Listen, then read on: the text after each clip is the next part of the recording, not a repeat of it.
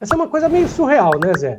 Que o Flávio Bolsonaro esteja empatado. Agora, veja, eu concordo totalmente com você na questão da comunicação, que é uma coisa que a gente já discute há muito tempo, porque, veja, quando você pega aí a Cláudia Sheinbaum, quando você pega o antecessor dela, mais para trás, quando você pega o Hugo Chávez, que fazia conversa com o presidente todos os dias ali no radinho e tal. Tudo bem, era outra época, era rádio, mas se ele tivesse vivo hoje, seria pela internet. Eu não quero colocar nessa história o Maduro, porque o Maduro eu acho que é uma pessoa um pouco diferente. Mas é isso, né? Porque aí, quando você coloca uma esquerda que chega ao poder e que não sabe se comunicar, já dizia o Chacrinha, quem não se comunica se trumbica. Né? Não sabe se comunicar, então não chega lá. Eu queria perguntar uma coisa para você, Zé. Pô, você tá no Rio de Janeiro, cara. Puta que pariu, velho. O que acontece com o seu estado? Não estou dizendo que o Paraná, não seja um horror. Mas o Rio de Janeiro tá louco, hein? Como o próprio disse o Flávio Dino, fazendo aquele elenco de cidadãos presos lá.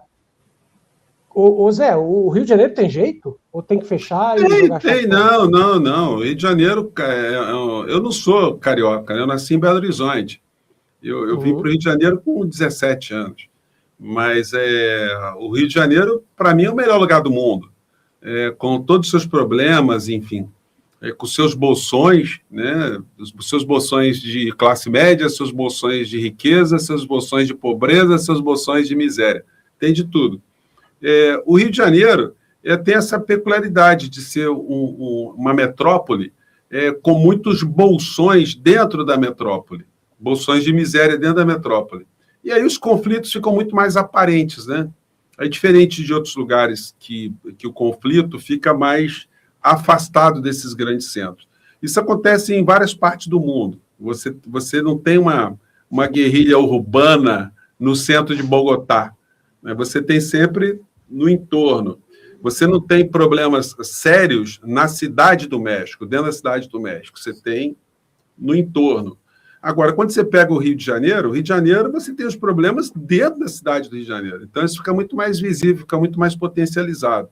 Agora, o problema do Rio de Janeiro, ele nunca vai ser resolvido se a gente não resolver o problema da erradicação da pobreza e da miséria. Porque se nós temos bolsões com muita gente que não tem acesso ao básico de sobrevivência, você cria pessoas como bichos. As pessoas nascem como bicho, elas se alimentam como bicho, são tratadas como bicho, apanham e levam tiros como bicho, e aí depois elas descem para o asfalto. Você quer que elas se comportem como cidadãos britânicos, lordes? Uma grande parcela ainda consegue se comportar, mas você tem bolsões muito grandes. Quando você tem uma parcela ínfima, você pega a favela da Rocinha, tá? Você pega a Rocinha, você tem 200 mil moradores lá. Se você tem 1% da comunidade toda que cai na delinquência, você está com um exército de delinquentes, está com muita gente. Pessoas. Não é? Pois é, então é muita coisa. Então, se você não ajuda, se nós não temos um Estado social que tem esse tipo de preocupação para erradicar as causas do problema, não adianta você colocar helicóptero, colocar isso. Agora, junto com isso, você tem uma classe política que é absolutamente corrupta e que ficou muito mais corrupta ou muito mais empoderada com a ascensão do Bolsonaro. Claro. Porque a corrupção no Estado do Rio de Janeiro era basicamente uma corrupção hoje atrelada ao bolsonarismo. O Flávio Bolsonaro, praticamente, ele é o dono do Estado do Rio de Janeiro, porque a família Bolsonaro foi que afiançou o Wilson Witzel, que depois afiançou o Cláudio Castro, e que afiança todo o grupo político do Cláudio Castro, dele, Flávio Bolsonaro, que foi deputado estadual. Portanto, isso já vem de longe. Ele já sabe quem são os caras do crime, os caras antiéticos, os caras da rachadinha. Ele sabe todo mundo ali. Ele sabe quem são os ligados à milícia, aos delitos de combustível, de quadrilha. Ele sabe tudo. E se locupletou e virou sócio de boa parte desses caras. Então, o problema no Rio de Janeiro hoje, ele está muito focalizado macro-criminalmente com aquilo que a gente chama de bolsonarismo. A saída do Cláudio Castro, dessa quadrilha do poder, aí entrando um cara como o Eduardo Paes, que deve ser eleito aqui no Rio de Janeiro, a gente vai ter mudança de ares aqui no Rio de Janeiro, com certeza. O Eduardo Paes não é um cara de esquerda, mas ele é um cara do campo democrático. E como administrador da cidade do Rio de Janeiro, ele foi um ótimo administrador, por isso ele está com índice de popularidade lá em cima. É um cara que tem disposição para fazer coisas, né? Então, uma eleição do Eduardo Paes, junto com o presidente Lula, né, vai ser nós vamos ter no Rio de Janeiro uma perspectiva de boas mudanças aqui. Erradicar problemas, nós não erradicaremos, porque para erradicar problemas vai demorar muito tempo e vai demorar também da necessidade de se mexer numa estrutura social, de investimentos públicos em educação, em cultura, em esporte, em lazer, em sonhos para esses jovens. O jovem precisa ter sonhos, o jovem precisa acreditar que a vida dele, a vida vai ser legal, né? E isso não se faz num passe de mágicas. E nós estamos correndo contra o tempo porque essas pesquisas aí eleitorais, quando elas mostram os estratos sociais, elas mostram que a juventude, o cara que está entre 16 e 24 anos hoje, 75% está se declarando de direita. Então, isso é um negócio aterrador que precisa ser enfrentado. A direita virou revolucionária, Zé? Do ponto de vista da lógica pendular de poder, sim. Porque se você pensar, né, que o status quo hoje no Brasil, o jovem que somos nós, né? Somos nós somos o sistema.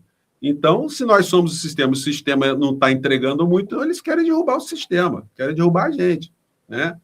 Então, assim, quando se há uma análise realista, né? Enfim, o Lula ganhou as eleições em 2002, a primeira vez, né?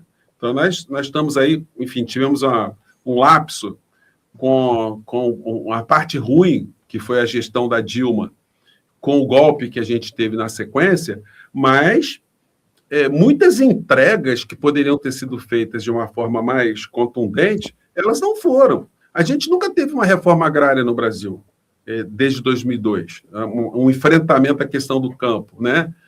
Tanto é que nós temos uma coisa chamada MST, né? Com o governo progressista, essas coisas tinham que ser resolvidas, ou pelo menos quase que extintas, né? A questão da educação aqui no Brasil, o que nós tivemos durante esse período todo foram programas sociais meritórios, muito importantes, mas eles não resolveram o problema do Brasil. Eles não foram formas de resolver problemas, eles foram formas de atenuar problemas. Então, tem muita coisa a se fazer. Uma reeleição de Lula, para nós do campo progressista, ela seria uma oportunidade muito grande da gente acelerar esses debates todos, já para preparar o nosso país para mudanças mais importantes, que como o México está fazendo. O México não fez revolução nenhuma, mas eles fizeram reformas muito importantes e eles estão criando uma base no México para transformar o país num país totalmente diferente do que era algumas décadas atrás. Então, a gente pode seguir esse modelo. Agora, precisa gente ter disposição para pensar isso, para levantar o debate, né? Porque fica todo mundo achando, não dá para fazer nada porque o Congresso é a maioria de direita. Não dá para fazer nada disso porque o ministro tal não gosta. Não dá para fazer tudo isso porque tem televisão, tem a Rede Globo. Não dá para fazer isso porque tem as igrejas evangélicas. Pô, se não dá para fazer nada, então é o seguinte, amigo, entrega e vai morar no Tibete. Vai cuidar cabra no Tibete, criar cabra lá, que você se estressa menos. Fica lá só batendo papo com a cabra normalmente não discute muito relação com você, né? Então, você fica na boa. Só você fala e você é a cabra. E a cabra. No máximo ela concorda. Zé, no máximo ela concorda. Ela fala. Ela pode até se aborrecer e te dar uma cabeçada, né? Cabeçada de cabra, negócio pode, né? Mas, enfim, a gente aqui num país como o nosso tem tanta coisa para fazer, não dá para a gente ter esse conformismo que eu falo, eu critico tanto os amigos progressistas, né? Quando vem com esse discurso, não, mas o Congresso é comandado pelo Centrão, pelo Hugo Mota, pelo Arthur Lira. Meu amigo, vamos enfrentar os caras, ué. Assim, Tem que como é fazer que barulho, faz? né? Não, e é comandado por esses homens, né, Zé? Porque a gente não brigou nas eleições legislativas. Não, e agora? Hugo Mota, vou falar uma coisa que a gente chama frequentemente um amigo seu, recorde das suas lives, o Julian Lemos. O Julian Lemos tá falando, o Hugo Mota tá eleito na Paraíba, Uhum. com vantagem. E a gente não faz nada. É. Não faz nada. Quem poderia ajudar muito nisso é o presidente, né? Sim. O presidente precisa. O Lula ele precisava estar falando para as pessoas todo dia: olha, vamos ter eleição agora, nesse ano de 2026.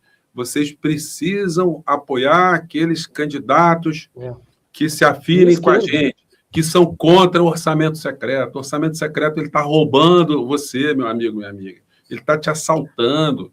Esse dinheiro é dinheiro que está indo para a corrupção. Se ele fala esse tipo de coisa, ele ajuda um monte de gente e fala assim, nessa eleição eu vou votar nos partidos da base do governo. Como isso não é tocado, então o que acontece? É o cara assim, eu voto no Lula, mas vou votar no Eduardo Cunha. Eu voto no Lula e voto no Tiririca. Eu voto no Lula e voto no capitão não sei o quê, o cabo não sei o quê, o sargento não sei o quê, o pastor não sei quem. Então, aí o que acontece? Aí nós conseguimos a proeza de sair de uma eleição com um presidente eleito com uma boa votação majoritária, e um Congresso totalmente contrário. Aí complica. Então, assim, a gente não vê essa discussão, né? A importância de eleição para senador, por exemplo.